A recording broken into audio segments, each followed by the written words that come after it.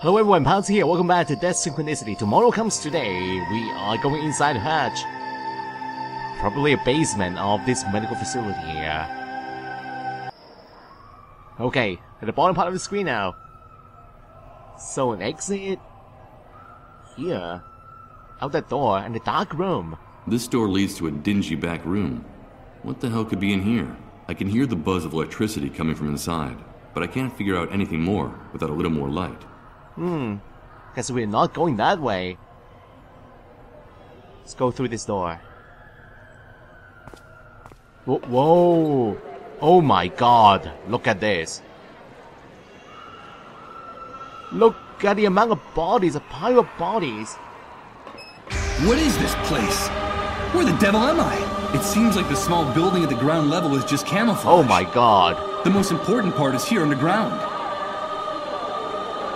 Are all of them dissolved? Whoa! How many patients can there be packed in here?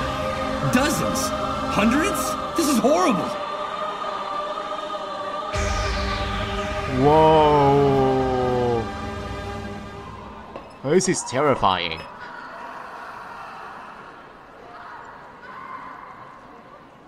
The amount of bodies. It doesn't look that safe. My knees are knocking just walking over it. This catwalk just revealed something to me about my former life, that I have a tremendous fear of heights. Ooh. So the medical building is essentially a camouflage. Well, they're still treating patients inside, but the government is hiding the severity of this sickness, of this virus.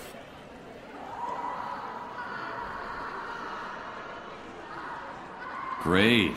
It's a hell of a drop, and the railing wobbles when you touch it. Awesome! Wait a minute though. Isn't the idea of installing this to make it safe for people to cross from one side to the other? Okay, let's not do that jump, no. A container covered in dust. It's not properly closed. The label says hydrofluoric acid. Acid. This could be useful. Alright, can we go in here? Go through the ventilation grate. It's the only exit on this side of the catwalk. A ventilation hole covered with a grate. It doesn't look promising, but any place is better than this gateway to hell where I am now. Let's see if this grate can be removed. Perfect. It looks like this hole leads to a passageway on the other side. Okay, let's go. Go through the hole.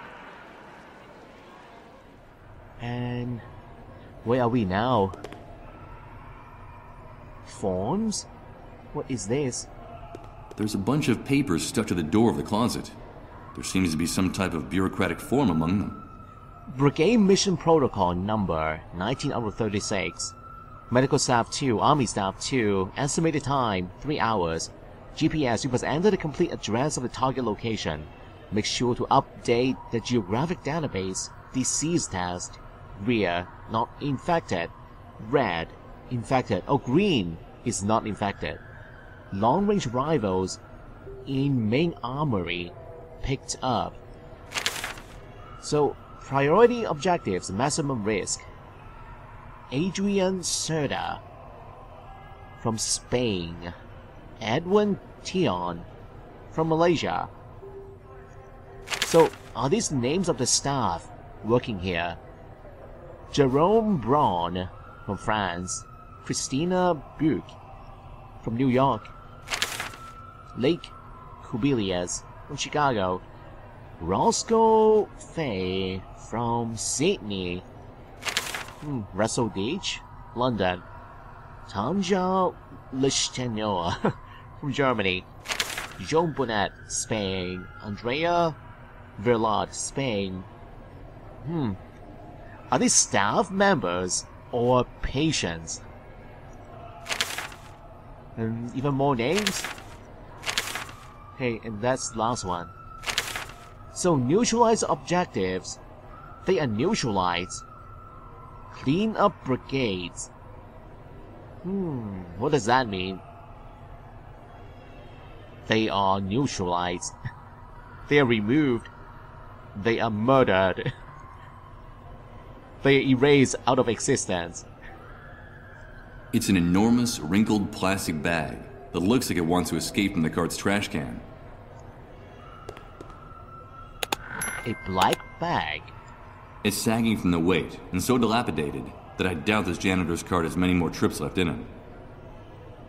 Let's look at that black bag. I'm interested. It has a side zipper that's open. The lining of the bag is damp and sticky. What the hell could they have been keeping inside it? Ooh, sticky. I think that's blood.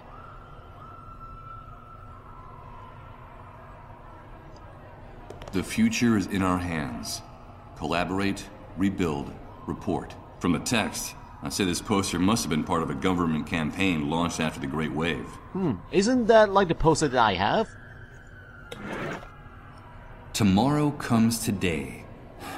Or maybe it's just a memory glitch caused by the Great Wave. Very similar. Maybe they're from the same advertising campaign. Okay, through this door now. And, oh, there's another one. Way down to the main hall.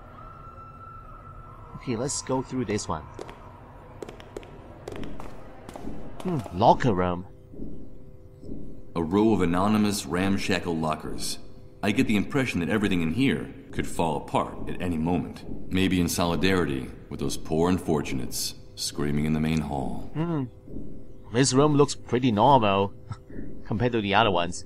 Unlike his neighbors, this door is hanging open. All I see inside are remnants of stickers and torn photographs. It looks like someone left in a hurry, without even saying goodbye. So no items then? Benches in front of the lockers. Typical locker room. And so is this musty smell of old sweat and dirty socks that permeates this entire room. And I see another poster. Okay, you know what I see right now? That bottle. More of that official propaganda. Your silence is the enemy. Help the cleanup brigades, is the slogan of this poster. Cleanup brigades. The bottle inside the cabinet here. Could that be the medicine that we are looking for? This glass cabinet has dozens of medications stored inside, classified by type. Antibiotics, anti-inflammatory drugs, diuretics, and painkillers. Okay, let's hope that it is not locked. Locked, of course. Oh boy. I'm starting to get annoyed with this sense of ownership I see in all the people with closets, lockers, and other storage furniture in this city. A locked cabinet. What do you know? The floor of this place is one big revolting ashtray. It's a little disconcerting to note that cleanliness is not exactly a top priority in the hospital. Yes. It's disgusting. We must be very deep underground, and the blades of this fan are barely turning at half speed. That explains why the air down here is almost unbreathable. Okay, so current objective right now is to find that key to the cabinet. The glass cabinet. Let's try the other door here. This one. Judging by the horrible noise coming from the other side, this door must lead to the vast hall where the dissolved are going through their final agony. Okay. As Reverend Blake might say, a stairway down to the very bowels of the underworld. I don't think we should go that way. Better not. I'm an intruder in this building, and it's under the Army's control. Going down to the main hall of the hospital would be walking straight into the lion's den. Okay, so what do we do now? We have no keys. Can I just bash the glass open using the crowbar?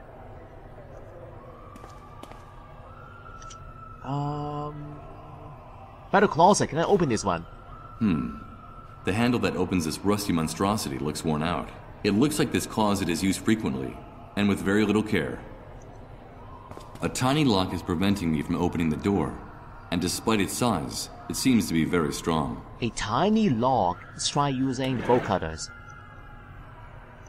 The bolt cutters are very worn. I'm not going to waste energy using them without good reason. Okay. What about a crowbar? I'm not going to open it this way. I don't see any cracks in the door big enough to get any leverage. Broken metal side. Use this here? How? I don't know. Oh, acid jug. Dissolve the log. It won't open that way. Oh, I've tried everything. The gloves? The entire world has collapsed. Why would I care in the least about leaving fingerprints here? Alright, the glass case. Let's try all the tools. Can I break the glass? I'd rather use a key to open this case, but I'm a bit short on time. So, yes, let's do this. Whoa, is that easy? Whoa, oh my god. Who is it? Who's there? Excuse me, What are you doing here? Have you come to steal something? Take one more step and I'll call the soldiers. No, wait, please, don't do that. Security, this is Nurse Uma Grundy. I need you to come right away. No, wait! Okay, she is not playing around. Which one should we choose? First priority of people, yes, is to save lives, and you are not doing it. I thought the first priority of people in the medical profession was to save lives, and you're going to get me killed. Don't you dare judge me. You have no idea what we're going through in here. Our priority is our patients, and yours should be to get out of here as fast as you can, if you value your life. Okay, let's just tell her the story here. You can't turn me in. Those soldiers will kill me if they find me here. You should have thought of that before you walked into this trap. You'd better save your breath and get out of here fast, before those savages get here. Steal? No, you're wrong about me. I'm not a thief. You just broke the glass on one of our pharmacy cabinets. What am I supposed to think? There's a reasonable explanation for all of this, I promise you. You'd better be convincing when those soldiers get here. I can hear them coming now. Come on, get out of here now while you still have time. Can I just grab the bottle and run out of here? Wait a minute. Did you say Uma? Nurse Oh, Uma? whoa. Yes, that's my name. The old man. Wait, please don't turn me in. I know your father. I saved his life just a few hours ago. They were going to deport him to the refugee camp, but I was able to stop it. My God, did you say Yes. my father? Tell me, how is he? Has anything happened to him? Don't worry, Uma. He's safe. He told me about you and your work in this place. He was worried. He'll want to know that you're all right. Wait, please don't turn me in. This is Nurse Uma Grundy. It turned out to be a false alarm. You don't have to come, thank you. Ooh. Thank you, Uma. You did the right thing. My name is Michael.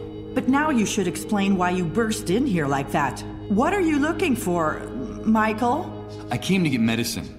I need a cure for the dissolved. Cure? There's no such thing. You won't find it here or anywhere else. The authorities distributed a memo among the medical staff months ago. I'm sure you can still find a copy of it around here somewhere. It told us that they've definitely abandoned the search for a medicine. You made a mistake risking your life to get in here. The only thing we store here is pain. This place is a tomb for those poor infected devils, but also for the people who work here. I'm sorry, Michael. The dissolved are condemned to death. No, that can't be. There has to be a solution. A cure. Oh, man. Poor Rod. Poor Colin. I don't think she's lying. But I heard in the refugee camp, they said a cure is being produced and stored here. Well, if that's not the case, what's the purpose of a building like this? The Army deliberately keeps that rumor about a possible cure alive. You see, as long as people still have some hope left, it is much easier to control the city more effectively. But it's a lie. I understand. This medical center was built just after the Great Wave, taking advantage of some abandoned underground facilities. That was when the authorities were beginning to work on their project to rebuild the city. They told us the building was going to be used to take in the first patients. Of course, we had no idea the disease would become so widespread. I left my job in a clinic downtown to come here. I wanted to lend a hand. They demanded total confidentiality about our work to avoid causing panic in the population. Not even my father knew what we were really doing in here. Yes. He told me that when I asked him about this place. At first, we treated the patients with great care. There was medicine to ease their suffering and even research into a possible cure. Everything was going smoothly. And then what happened? Things started to go wrong. When the number of patients multiplied, we couldn't keep up. And then we began to run out of even the most basic supplies. And that was when the Army took over complete control of the center. Yeah, that sounds familiar. Then they sealed off the building. No one was allowed to leave, not even us. We doctors and nurses have been shut in here for months, isolated without even a glimpse of daylight. They say it's for security reasons. It's for our own safety. Oh yeah. Now our medical care is limited to wrapping up the patients in plastic bags, like the ones they use to transport cadavers, and then simply waiting for them to die, doing what little we can do to ease their suffering. Then we dispose of their remains, dissolving the black bags in acid for decontamination. And that's about it. That's all we can do with the resources we have. And sometimes it's just too much to bear. Oh, this is horrible.